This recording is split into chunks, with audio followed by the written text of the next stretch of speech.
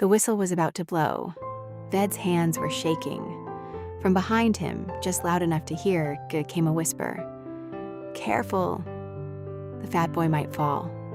The shame came back, hot, heavy, familiar. Ved closed his eyes and counted. 1 lamppost. 2. 4. He knew exactly what he was made of. It started 3 months ago. A note landed on Ved's desk before the teacher walked in. A drawing, a big round shape, his name written under it. From the back row, laughter. Something exploded in Ved's chest. He wanted to turn around. Say something, do something. His hands balled into fists under the desk, but he said nothing. And doing nothing when you are that angry is actually the hardest thing in the world. He folded the note smaller and smaller and kept in his bag. At lunch, Ved found Arjun. He told him everything. Arjun listened and then said, "Ignore them." Ved stared at him, just ignore them. As if ignoring them was something you could just decide to do. Arjun pushed half his tiffin towards Ved without being asked, and they ate together. And that, more than any advice, actually helped a little. Then came the announcement, Sports Day. Every student would run the big race, every single one. That evening, Ved came home and opened his video game. He played for 2 hours, then 2 more. Mama said dinner is ready 3 times. He said, coming, coming, coming. But his mind was stuck with Sports Day in hand with video game remote. At 1 a.m., he was lying in bed still thinking about Sports Day. What if I am last? What if I fall? What if the whole school laughs? The fear was so loud he could feel it in his teeth. Papa was noticing Ved quite for a while now. He found the crumpled paper in his bag and got the idea what could be happening inside him. One evening, Ved came and sat beside Papa. Papa was watching cricket, India versus Australia. They watched together quietly. During the ad break, Papa said, without looking at Ved, "In the beginning, Kohli also used to get out a lot. Then he did one thing. He practiced daily alone. He said nothing else. He did not explain. He just left it there, like something small on a table that Ved could pick up later, if he wanted." That night in bed, Ved stared at the ceiling. The next morning, Ved set his alarm for 6. He got up, went to the park, started running. He made it approximately 200 meters, then stopped, bent over, hands on knees, wheezing like an old ceiling fan. This is embarrassing, he thought. He walked back home. The next morning, he lay in bed staring at his alarm. He thought about the day before.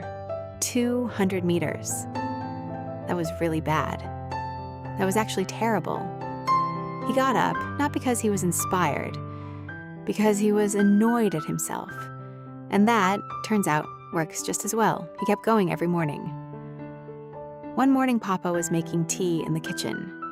He heard the front door, looked at the clock, 6:03. He went to the window, saw his son running alone in the empty park. Papa stood there for a long time. When Ved came home 40 minutes later, Papa was gone, already left for work. With a note, "Great going." Ved stood there and looked at it for a moment and said nothing.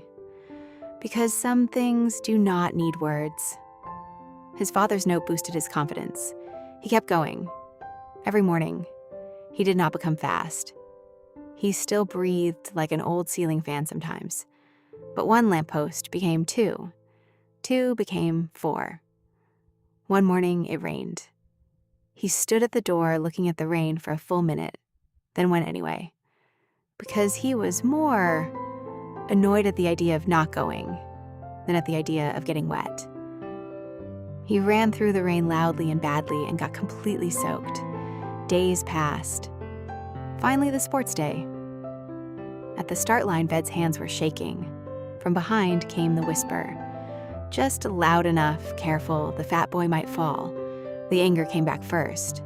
Hot and fast, like always. But then something else came. Something quieter. He thought about the rain, about the note on the counter, about getting up at 6 when he really, really did not want to, about being annoyed at himself and going anyway. He closed his eyes, counted 1 lamppost, 2, 4. They do not know about any of that. They do not know what happened at 6 in the morning when nobody was watching. But I do. The whistle blew. Ved ran, not first, not last. His legs hurt by the second lap. His face went red. His breathing was loud. He did not stop, not once, because his legs had done this before. And finally, he crossed the finish line. From somewhere to his left came a sound like a small explosion. Ved. Ved. That was Arjun's voice for his friend. It was also the best thing Ved had ever heard. After sports day, Papa was waiting outside the school gate. Ved did not expect that. Papa was always at work by this time. They stood there for a moment. Papa looked at him. Ved looked at Papa. Papa said, "Let's go get ice cream." Ved shared his feeling with his father at ice cream parlor. And his father said, "Proud of my son." Ved eyes filled with happiness and confidence. And since then, he never stopped running. Unkind words tell you about the person who says them, never about you. And confidence is not built in one big moment. It is built with every step you take day. Bikeki day. So, take your first step today.